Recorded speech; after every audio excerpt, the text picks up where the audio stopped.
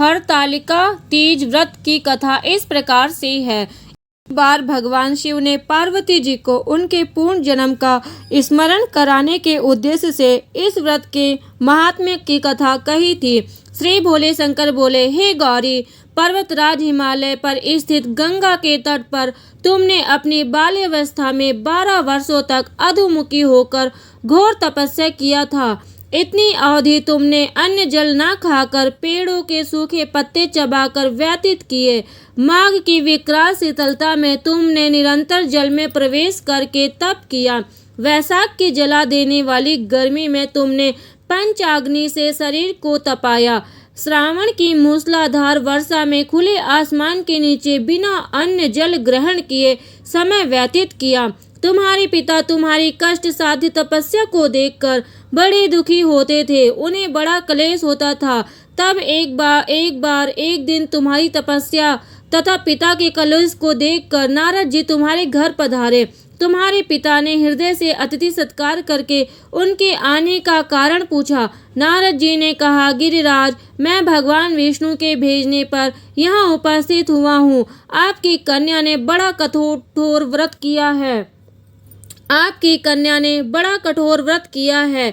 इससे प्रसन्न होकर वे आपकी सुपुत्री से विवाह करना चाहते हैं। इस संदर्भ में आपकी राय जानना चाहता हूँ। नारद जी की बात सुनकर गिरिराज गदगद हो उठे। उनके तो जैसे सारे कलेश ही दूर हो गए। प्रसन्नचित्त होकर वे बोले, श्रीमान, यदि स्वयं विष्णु मेरी कन्या का वरण करना चाहते हैं तो भला मुझे क्या आपत्ति हो सकती है। वे तो साक्षात ब्रह्मा हैं। हे महर्षि, यह तो हर पिता की इच्छा होती है कि उसकी पुत्री सुख संपदा से युक्त पति के घर की लक्ष्मी बने। पिता की सार्थकता इसी में है कि पति के घर जाकर उनकी पुत्री पिता के घर से अधिक सुखी रहे। तुम्हारे पिता की स्वीकृति पाकर नारद जी विष्णु के पास गए और उनसे तुम्हारे विवाह के निश्चय होने का समाचार सुनाया। मगर इस विवाह संबंध की बात जब तुम्हारे कान में पड़ी तो तुम्हारे दुख का ठिकाना ना रहा। तुम्हारी एक सखी ने इस मानसिक दशा को समझ लिया और उसने तुमसे उस उदासीनता का कारण जानना चाहा। तब तुमने बताया, मैंने सच्चे हृदय से भगवान शिव शंकर का वरण किया है, किंतु मेरे पिता ने मेरा विवाह विष्णु से निश्चय कर दिया है। मैं विचित्र धर्म संकट में हूँ। अब मैं क्या करूँ? प्राण छोड़ देने के अतिरिक्त अब कोई भी उपाय शेष नहीं बचा है। तुम्हारी सखी बड़ी ही समझदार और सूझबूझ वाली थी। उसने कहा, सखी, प्राण त्यागने का इसमें क्या ही कारण है। संकट के मौके पर धैर्य से काम लेना चाहिए। नारी के जीवन की सार्थकता इसी में है कि पति रूप में हृदय से जिसे एक बार स्वीकार कर लेती है, जीवन पर्यंत उसी से निर्वाह करना चाहिए। सच्ची आस्था और एक निष्ठा के समक्ष तो ईश्वर को भी समर्पण करना पड़ता है। मैं तुम्हें घनघोर जंगल में ले चलती हूँ, जो साधना स्थली भी हो, और जहाँ तुम्हारे पिता तुम्हें खोज भी ना पाए, वहाँ तुम साधना में लीन हो जाना। मुझे विश्वास है कि ईश्वर अवश्य ही तुम्हारी सहायता करेंगे। तुमने ऐसा ही किया। तुम्हारे पिता तुम्हें घर पर ना पाकर बड़े दुखी हुए और चिंतित हुए। वे सोचने लगे, तुम जाने कहाँ चली गई। मैं विष्णु जी से उसका विवाह करने का प्रण कर चुका हूँ। यदि भगवान विष्णु बारात लेकर आए और कन्या घर पर ना हुई तो बड़ा अपमान होगा।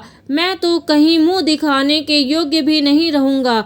यही सब सोचकर गिरिराज ने जोर जोर से शोर में तुम्हें खोजना शुरू करवा दिया। इधर उधर तुम्हारी खोज होती रही और तुम उधर अपनी सखी के साथ नदी के तट पर एक गुफा में मेरी आराधना में लीन थी। भाद्रपद शुक्ल तृतीया को हस्त नक्षत्र था। उस दिन तुमने रेत के शिवलिंग का निर्माण करके व्रत किया। रात भर मेरी स्तुति के गीत गाकर जगी रही।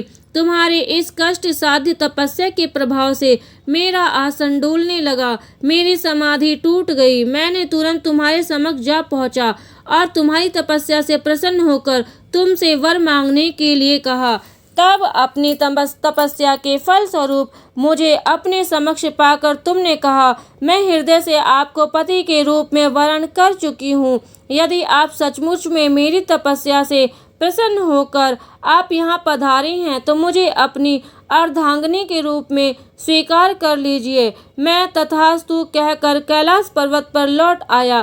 प्रातः होते ही तुमने पूजा की समस्त सामग्री को नदी में प्रवाहित करके अपनी सहेली सहित व्रत का पारण किया। उसी समय अपने मित्र बंधु व दरबारियों सहित गिरिराज तुम्हें खोजते खोजते वहां आ पहुँचे और तुम्हारी इस कष्ट साध्य तपस्या का कारण तथा उद्देश्य पूछा।